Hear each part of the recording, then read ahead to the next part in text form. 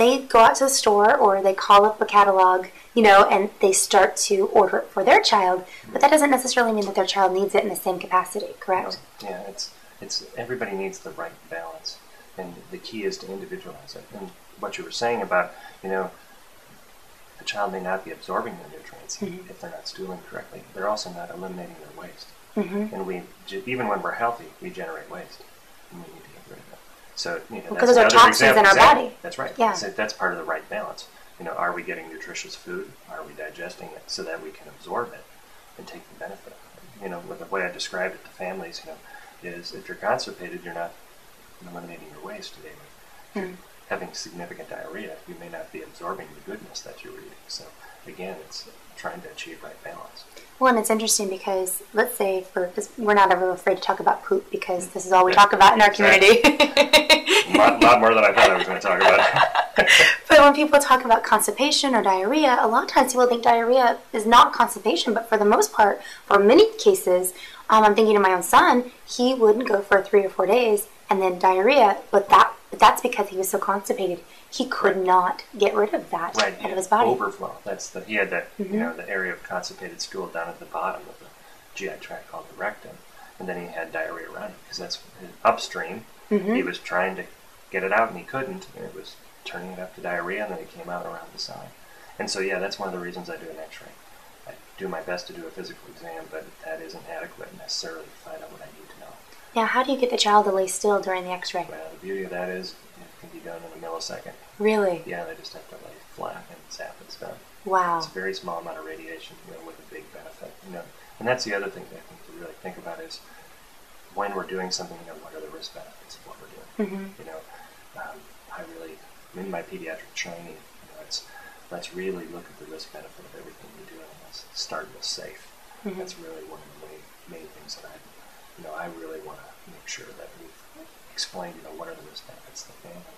And it, you know, and when several options come together, the other thing, you know, I've really learned through the years is I tell folks, you know, trust your instinct. You know, if I describe something that doesn't make sense, you know, ask me to re-explain it. But, you know, when we have a course to chart, then it's really the parent's heart, you know, that has to really make the decision because they're the one that knows their child. My job is to know children. That's their job to know their child.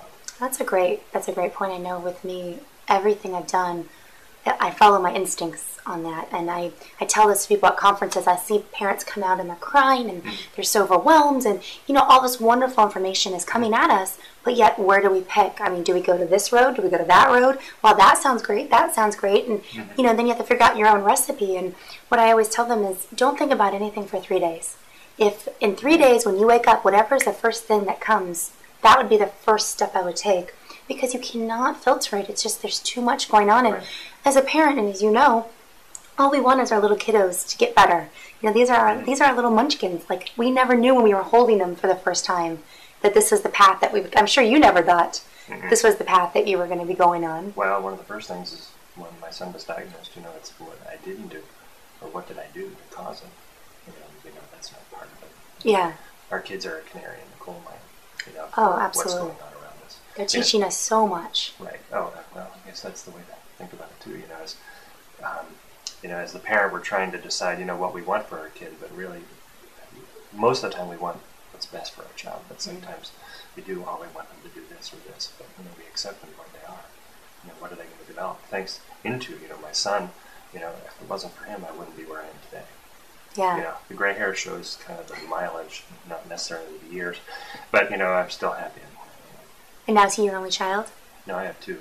And he has an older sister, and if it wasn't for her, you know, he really wouldn't be where he is either. She was the first one that really could get, you know, a laugh out of him when he was younger. You know, she's been his best therapist through the years. Wonderful. And he has a younger sibling as well, then? Nope, just those. Oh, just two. You have two. I have two kids, and then I'm remarried, so I have three stepkids too. Oh, wonderful. So he has a wonderful big family. Absolutely.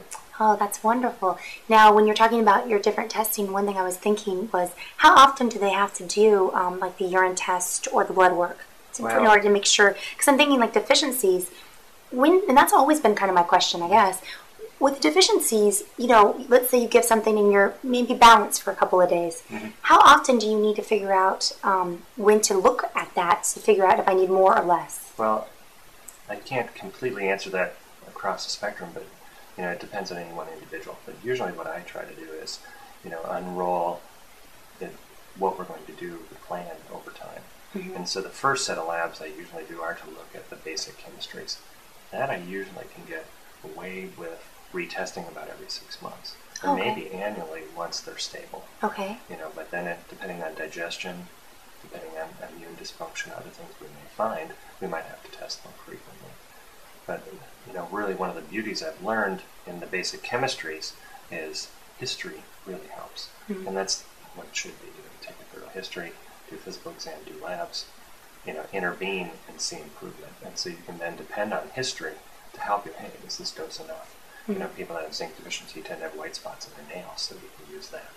But I can use a lot of the history, how they're doing, to help gear management for a period of time. And that's part of what I've learned has really been helpful getting into individual practices. Really this is a conversation. And my goal is to help walk with the family, through the development of their child. And the more we get to know each other, the more we can do fewer tests. Because in many cases, the parents are, oh gosh, he's acting just like he did, when that was a miss. So it's like, well, that's a miss again. Yeah. So how do we do it? What worked last time? And how are we going to do this? So that's part of it. Now you're based here in Columbus, Ohio. Right. If a parent, do you get people from all over the country coming to you? I do. Most of my families are here locally because word of mouth is the best advertisement. When you're developing something more out of the box or treating patients more out of the box like I am, then people have to kind of get an understanding of really what it means. It also is vitamins, though powerful, can be slower. And so that means it takes time. Some of my best visits are my second and third follow-up. Wow. It's because when we get to those root behaviors, those root emotions, and we're actually able to help them. Kids have developed what we see as maladaptive strategies for their anxiety or for their oversensitivity to sound or something along those lines. But for them, they're adaptive. Poor eye contact could be, I'm just too afraid to make it because it's just too nerve-wracking. Well, all of a sudden, if it's not as nerve-wracking, you'll have it more. And as you have it more, then you're going to develop. So that's really the greatest thing about seeing people, 6 to 9 to 12 months later is there's been a chance for, at the root level to see some of these behaviors and emotions improve, and ultimately the kids develop whole new strategies, more normal strategies in life. Well, and I think that's so important for families, again, to really look at what we're looking at here. We need to look at the root. It's not about the label of autism. Right. Because I was just saying this earlier today to somebody. I don't really know what we're looking at sometimes when we say autism because it's not a one-size-fits-all. Right. And I've heard people call it autisms because there's just so many different levels of that and subgroups and what have you. And I'm wondering, I often wonder what we are looking at because when you went to medical school, and I've heard the other doctors tell me this, I'm curious what you were told. What was your, education on autism? Weren't they telling you you'd see many cases? Were you guys really even talking about it? Now I'm going to show my age. I did med school 86 to 90, and, I didn't see a case. And I did residency 90 to 93, and I didn't see a case. Yeah. 95 was my first, and then I came out of the woodwork. Wow. So what I was taught was, the more global term of pervasive developmental disorder, kids that didn't keep up. And, of course, as we've seen more of it, we've had to come to a better understanding of what's really going on. You had to come to terms with it. Absolutely. So, I use the term autisms with a Z to describe those individual behaviors. That, as new parents, it's a diagnosis of observation. Do you have enough in the three categories of language, social interaction, and imaginative play? Each one of those little behaviors I call it autism. When you have enough, then you have enough for the diagnosis. And so that's really what I target, is looking at those individual problems as maybe fixations on, a specific routine or something along those lines. But the real challenge for, I think, many families is when you present to some providers, they'll see that their behavior is related to because they have autism, that they have the behaviors and they have enough of them that they have autism if you start not having the behaviors and you start not having the diagnosis. So it's really a preponderance of these behaviors. Now, do you believe autism is treatable then? I do, yeah, actually. Now, what do you feel about the word recovery? Well, I think recovery is, it's something that we have to recognize that kids can recover. However, at the same token, I think some people will only accept recovery when somebody is quote-unquote normal. But what is that normal? Absolutely. I laugh, because I have a son with autism, I have autism myself. So, I'm always recovering, those, I hope. So that's the same thing. So recovery happens, My stepson now is mainstreamed in school and doing fabulous. When he was younger, he had Asperger's and aggression and significant troubles. Now you couldn't tell apart from anything normal.